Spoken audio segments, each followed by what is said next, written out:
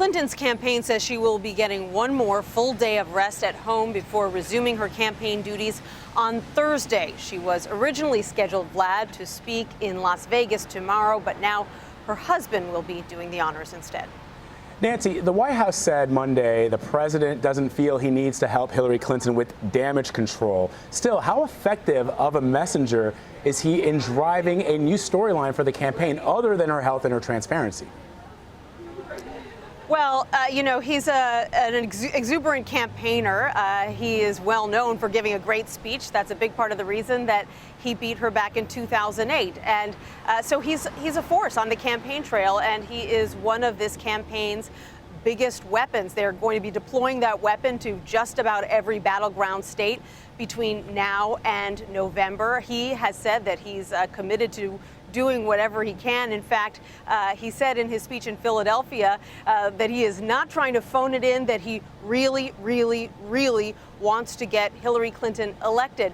Vlad, what I thought was very interesting about today's speech was that it was the most complimentary and the most specific speech we have heard from President Obama when speaking about Hillary Clinton. He's talked before about the fact that she's tough and she doesn't give up and she works very hard.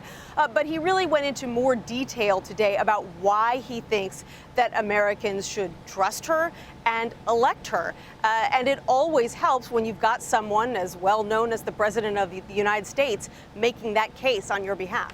Yeah, and Nancy, the other interesting part of President Obama's speech that I thought today was his appeal to, and it felt like he was appealing to some members of the GOP. He talked about Ronald Reagan and the shining city on the hill, and he talked about how Republicans in the past, along with Democrats, were anti-Russia, and that Vladimir Putin seems to be a role model for Donald Trump. So did you get the sense that that President Obama was sort of targeting those perhaps moderate Republicans? Yes, and he absolutely relishes going after Donald Trump and ridiculing him. This we know. This dates back years, long before Donald Trump even threw his hat into the ring. And he made the case in the speech that Ronald Reagan would never be caught dead praising someone like Vladimir Putin. He made fun of Trump for pointing out that Putin had an 82% approval rating in his own country. He said, look, Saddam Hussein had a very high approval rating in his country. That's what happens when you control the media and you can throw your detractors into jail. When you get that phone call from a pollster saying, what do you think of Vladimir Putin? Of course, the person on the other end of the line is going to say, I think he's a swell guy, if they think that there could be repercussions if they say otherwise. Right. And Nancy, I want to ask you also about Hillary Clinton has been criticized for that basket of deplorables comment that she made about Donald Trump's supporters. She has since apologized, walked that back, but she's also released a new ad campaign that almost seems to be pointing fingers at Donald Trump for having in the past berated some supporters of hers. Right. And what they're trying to do there is they know that they cannot put this genie back in the bottle. They know that she can't unsay what she said about Trump supporters. But what they can do and what they're trying to do is to say, hey, Pot, you're calling the kettle black, when Trump accuses her of demeaning Americans, demeaning people who live here in the United States.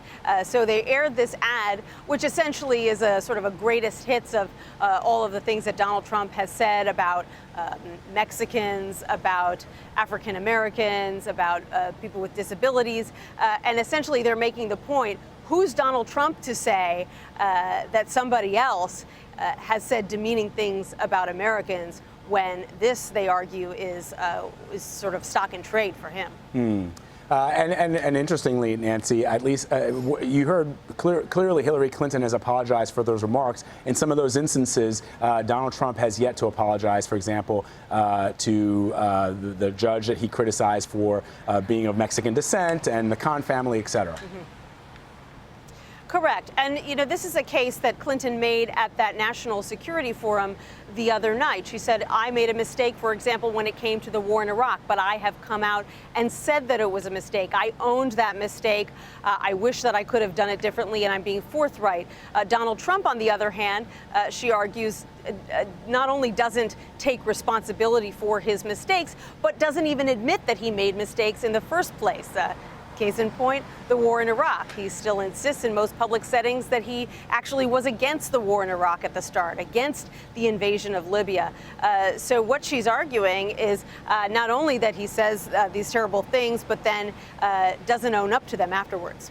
Nancy Cordes reporting for us from Chappaqua tonight. Thank you, Nancy. You're welcome, Vlad.